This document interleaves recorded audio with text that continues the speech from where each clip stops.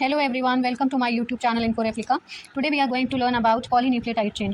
ये नाम पहले भी सुना हुआ है आप सबने, तो आइए आज जानते हैं कि ये polynucleotide chains क्या होती हैं। तो सबसे पहले polynucleotide chain स्ट्रक्चर को एक्सप्लेन करने से पहले आपको बता देते हैं कि न्यूक्लियोसाइड क्या होता है और न्यूक्लियोटाइड क्या होता है। ये दो नाम ऐसे हैं जिसमें बहुत कन्फ्यूजन होता है इनके स्ट्रक्चर में। तो सबसे पहले न्यूक्लियोसाइड देख लेते हैं कि जब कोई भी एक नाइट्रोजनस बेस आप सभी को पता है हमारे चार होते हैं, adenine, thymine, guanine and cytosine. ये चारों नाइट्रोजनस बेस प्यूरिन और पायरिमिडीन्स में आते हैं।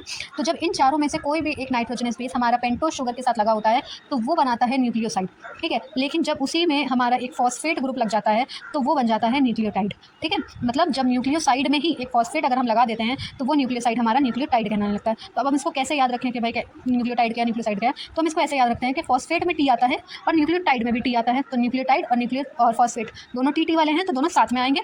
तो ऐसे हम याद रख सकते हैं कि न्यूक्लियोटाइड का स्ट्रक्चर क्या है। बाकी नाइट्रोजनस बेस और पेंटोज शुगर जो हमारी 5 कार्बन वाली है वो दोनों में ही कॉमन है, डिफरेंस खाली फॉस्फेट ग्रुप का होता है। अब हम लोग डिटेल स्ट्रक्चर देख लेते हैं कि एक न्यूक्लियोटाइड का डिटेल स्ट्रक्चर क्या होता है। तो सबसे पहले देखिए फॉस्फेट ग्रुप जो यहाँ पर ये दिख रहा था न्यूक्लियोटाइड के अंदर, ये फॉस्फेट ग्रुप कुछ इस तरीके का स्ट्रक्चर बनाता है जिसमें बीच में एक पी होता है, चार तरफ और ऑक्सीजन लगा होता है और एक ऑक्सीजन के साथ डबल बॉन्ड होता है और बाकी दो के साथ हाइड्रोजन लगा होता है। और फिर उसके साथ ये लगी होती है हमारी 5 कार्बन वाला पेंटोज शुगर।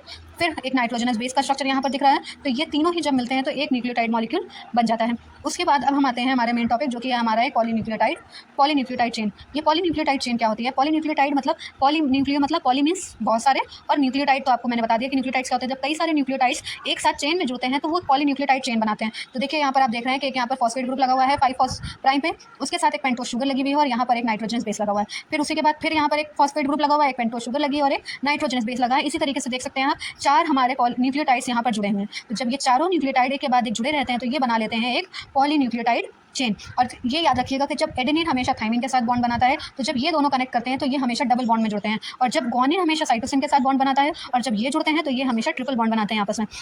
और फॉस्फेट हमेशा 5 प्राइम पे लगा होता है और जो हमारा OH ग्रुप होता है यानी कि हाइड्रोक्सिल ग्रुप होता है वो हमेशा हमारा 3 प्राइम डैश पे लगा होता है। तो ये होता है पॉलीन्यूक्लियोटाइड चेन का स्ट्रक्चर। पॉलीन्यूक्लियोटाइड आई होप आपको सबको समझ में आ गया होगा। न्यूक्लियोटाइड्स क्या होते हैं और न्यूक्लियोसाइड्स क्या होते हैं ये सभी आपको समझ में आ गए होंगे। तो इसी तरह कोई रिवीजन वीडियो के लिए जुड़े रहिए मेरे चैनल के साथ और लाइक सब्सक्राइब करना ना भूलें। Thank you.